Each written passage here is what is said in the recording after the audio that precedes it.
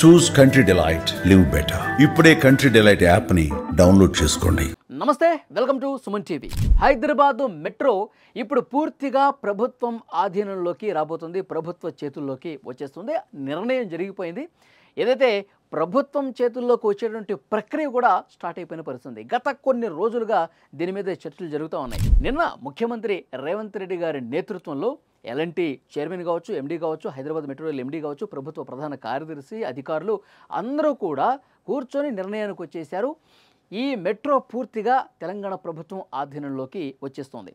అసలు సమస్య ఏ విధంగా మొదలైంది అంటే, మొదటి దశ నిర్వహణకు సంబంధించి పూర్తిగా మాకు అప్పులు పెరిగిపోయినాయి, నిర్వహణ మేము చేయలేకపోతున్నాం, అప్పుల మీద వడ్డీలు కూడా పెరిగిపోతున్నాయి. ఈ దశలో రెండో దశ కూడా మేము చేపట్టడం అనేది చాలా కష్టమైనటువంటి పరిస్థితి ఉంది. రెండో దశ అసలు ఎట్టి పరిస్థితుల్లో ఎల్ఎన్టీ చేయదు.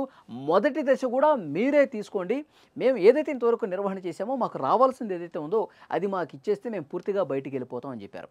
యాక్చువల్గా ఇదే సరైనటువంటి పద్ధతి. ఎందుకంటే కేంద్రం కూడా చెప్పింది, రెండో దశకు సంబంధించినటువంటి వివరాలతో కూడినటువంటి ప్రతిపాదన కేంద్రం దగ్గరికి వెళ్ళినప్పుడు కేంద్రం ఒకటే చెప్పింది, మొదటి దశ ఏమో ఎల్ఎన్టీ దగ్గర ఉంది, ఇప్పుడు రెండో దశ మీరు చేస్తూ ఉంటున్నారు. ఈ రెండు కలిసి ఒక నిర్వహణ ముందుకెళ్ళాలి కదా, ఎట్లా అవుతుంది? ఒకటి దగ్గరే ఉంటేనే ఇది సాధ్యపడుతుంది, ప్రక్రియ సజావుగా ముందుకెళ్తుంది. మీరు ఆలోచించి ఒక నిర్ణయం తీసుకోండి అన్నది కేంద్రం. సో దానికి తగ్గట్టుగానే నిర్ణయం జరిగింది. నిన్న పూర్తిగా తెలంగాణ ప్రభుత్వమే ఇక మెట్రో నిర్వహిస్తుంది అన్న నిర్ణయం అయిపోయింది. అయితే ఎల్ఎన్టీకి ఏమి ఇవ్వాలి, ఇవన్నీ కూడా డిస్కషన్స్ అప్రూవ్ అయిపోయినట్టుగా తెలుస్తుంది. రెండు కూడా ఇటు తెలంగాణ ప్రభుత్వం కావచ్చు, ఎల్ఎన్టీ కావచ్చు, సంతృప్తకర స్థాయిలోనే ఈ భేటీ జరిగినట్టుగా తెలుస్తోంది. హైదరాబాద్ మెట్రో మొదటి దశ 69 కిలోమీటర్ల ప్రాజెక్టులో ఎల్ఎన్టీ నిర్వహణ నుంచి పూర్తిగా వైదొలిగి తెలంగాణ ప్రభుత్వానికి అప్పగిచ్చేస్తోంది. సీఎం రేవంత్ రెడ్డి ఎల్ఎన్టీ మధ్య 100% ఇది మంచి అంగీకారం కుదిరినట్టుగా తెలుస్తోంది. రాష్ట్రం 13,000 కోట్ల రూపాయల అప్పును టేకోవర్ చేయడం, 2,100 కోట్లు నగదు చెల్లించడం ద్వారా ప్రాజెక్టును కొనుగోలు చేసేందుకు సిద్ధమైపోయింది. ప్రారంభంలో ప్రభుత్వ ప్రైవేటు భాగస్వామ్యంతో నిర్మించబడిన మెట్రో ఇప్పుడు పూర్తిగా ప్రభుత్వ మేనేజ్మెంట్లోకి వెళ్తుందన్నమాట. ఇక హైదరాబాద్ మెట్రో మొదటి దశ ప్రాజెక్టును ఇప్పుడు నడుస్తున్నది ఏదైతే ఉందో అది తెలంగాణ ప్రభుత్వం ఆధీనంలోకి తీసుకునేందుకు ఆల్రెడీ రంగం సిద్ధమైపోయింది. ముఖ్యమంత్రి రేవంత్ రెడ్డి గారు, ఎల్ఎన్టీ సంస్థల ప్రతినిధుల మధ్య పూర్తి స్థాయిలో చర్చ జరిగింది.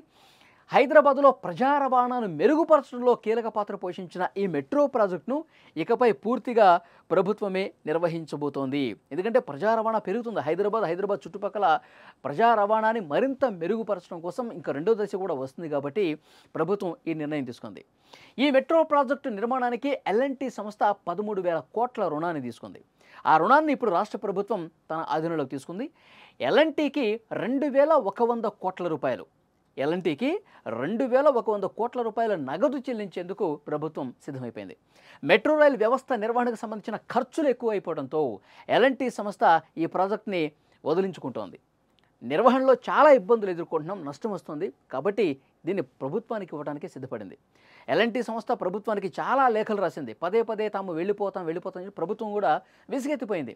ఎప్పుడు ఇక వెళ్ళిపోతాం అప్పులన్నీ అన్నీ చెప్తుంటే ఈ ప్రభుత్వం కూడా ఎందుకు ఎల్ఎన్టీకి ఇంత భారం పెట్టడం, అదేదో మనమే నిర్వహిద్దాం. ఎందుకంటే దేశంలో 23 మెట్రోలు ఉంటే ప్రైవేట్లో ఉన్నటువంటి ఒకే ఒక మెట్రో హైదరాబాద్ మెట్రో ఇప్పుడు పూర్తిగా ఇది ప్రభుత్వం చేతుల్లోకి వెళ్ళడంతో అన్ని మెట్రోలు కూడా ప్రభుత్వ పరమైపోయినటువంటి పరిస్థితి ఉంది.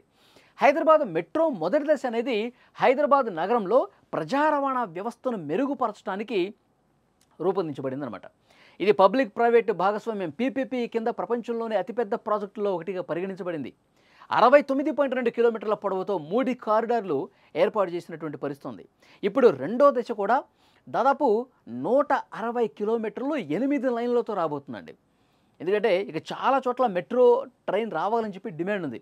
అటు మేడ్చల్ కొంపల్లి ఆ రూట్లో కావచ్చు, ఇటు టోలీచౌకి అత్తాపూర్ ఈ రూట్లో కావచ్చు, ఇట్లా పాత బస్తీ కావచ్చు చార్మినార్ దగ్గర. సో ఇలాంటి ప్రాంతాలన్నీ కూడా హైలీ డిమాండ్ ఉన్నటువంటి ప్రాంతాలు. మెట్రో ఇటు కూడా వస్తే బాగుంటుంది, ప్రయాణికులకి ఇంకా మరింత సౌకర్యం వస్తే బాగుంటుంది.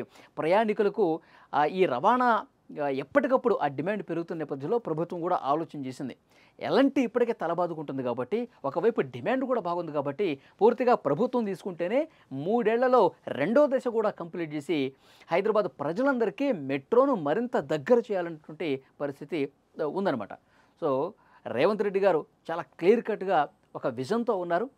హైదరాబాద్ మెట్రోను బాగా విస్తరించాలి, అది ప్రభుత్వ ఆధీనంలో ఉంటేనే ప్రజలకు కూడా ఉపయోగకరం అని చెప్పి ఈ డెసిషన్ తీసుకున్నటువంటి పరిస్థితి ఉంది. సో మొత్తానికి చూసుకుంటే కనుక హైదరాబాద్ మెట్రో ప్రభుత్వ పరం కావడంతో ప్రయాణికుల్లో ఒక ఆశ ఉంది. ఇంతకుముందు ప్రైవేటుగా ఉంది కాబట్టి విపరీతంగా ఛార్జీలు వసూలు చేస్తూ ఉన్నారు. ఎంత ఛార్జీలు వసూలు చేసినా ఇంకా నష్టాల్లో ఉందంటున్నారు. ఇప్పుడు ప్రభుత్వం తీసుకుంటే ఛార్జీలు ఏమైనా తగ్గుతాయా అని చెప్పి ఒక సగటు ప్రయాణికుడు ఆలోచన చేస్తున్న పరిస్థితి ఉంది. సో ఆ రకమైనటువంటి పరిస్థితి రావాలి. ఎందుకంటే బస్సెస్లో మనం చూస్తున్నాం, ఎంఎంటీఎస్లో మనం చూస్తున్నాం రేట్లు ఎంత తక్కువ ఉంటాయో. సో హైదరాబాద్ మెట్రోను కూడా కొంత ఛార్జీలు తగ్గించాలి. తగ్గిస్తే ఇక నెలవారీ పాసెస్ ఏవైతే ఉంటాయో అవి కూడా పెడితే బాగుంటుంది.